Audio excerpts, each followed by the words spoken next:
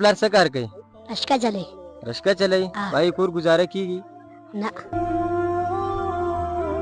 دار چې پیسې راسره نشته 1 لک روپۍ را مې دکاندار دی. دا اختر کپڑے اغوستي دي ځان له؟ نه. گزاره پکې کیږي؟ دغه گزاره څه کېږي خو لس ګټو جو 10 ورکوو جو 10 پسې قرضو نو لس قرضو دپاره لس چې کوم دی جو مزدوري کړي هغه هم نشته نن سبا.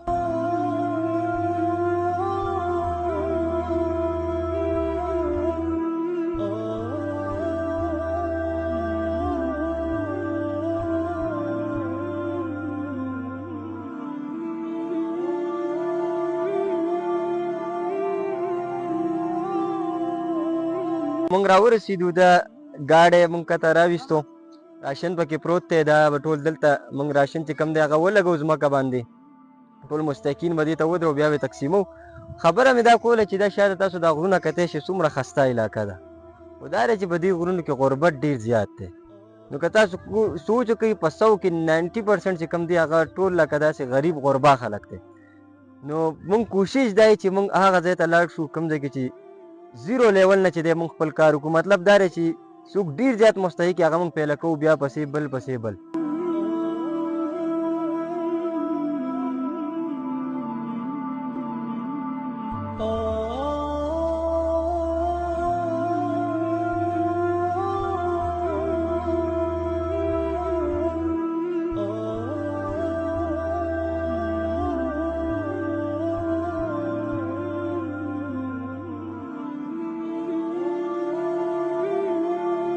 بسم الله الرحمن الرحیم. السلام علیکم.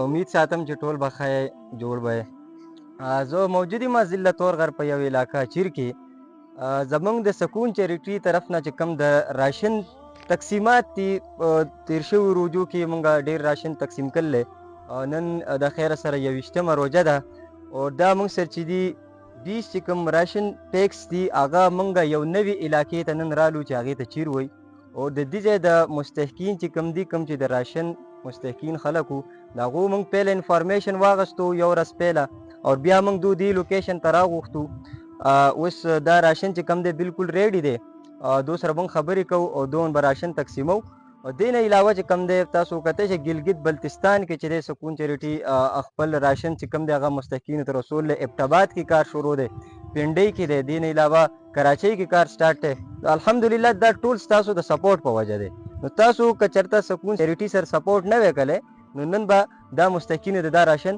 نه رسېدلی. څه کار روزګار دی؟ موږ خو دغه سیمټو کار کوو هغه چې میلاو شي یو کوچنی چې بیا کوو ځان نه خاص کار خو نشته او دغه ګزاره پکې کیږي؟ دغه ګزاره څه کېږي خو لس ګټو جو 10 ورکوو جو 10 پسې قرضو نو لس قرضو دپاره لس چې کوم دی جو مزدوري کړي هغه هم نشته نن سبا. دې سکون چیریټي دا راشن چې کوم تقسیم کړي خوشحاله شوئ؟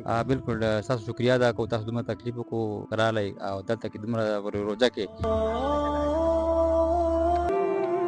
کور بس دا حالات دي کور کې بس بد دی واقع او پیسې راسره نشي بس. ستا پلار کوم ځای کې دی؟ همدا لاهور کې. هسه کې مزدوري کوي؟ ستا څومره کډه ده؟ بس اته دانې. حمزه. حمزه د کوم ځای؟ پیزاګۍ. دلته پیزاګۍ؟ ستا پلار څه کار کوي؟ هوټل کې دی. هوټل کې مزدوري کوي؟ ستاسو کور خرچه پوره کېږي که نه پوره کېږي؟ نه. دا اختر کپړې اخیستي دي ځان له؟ نه. اچھا ستا پلار څه کار کوي؟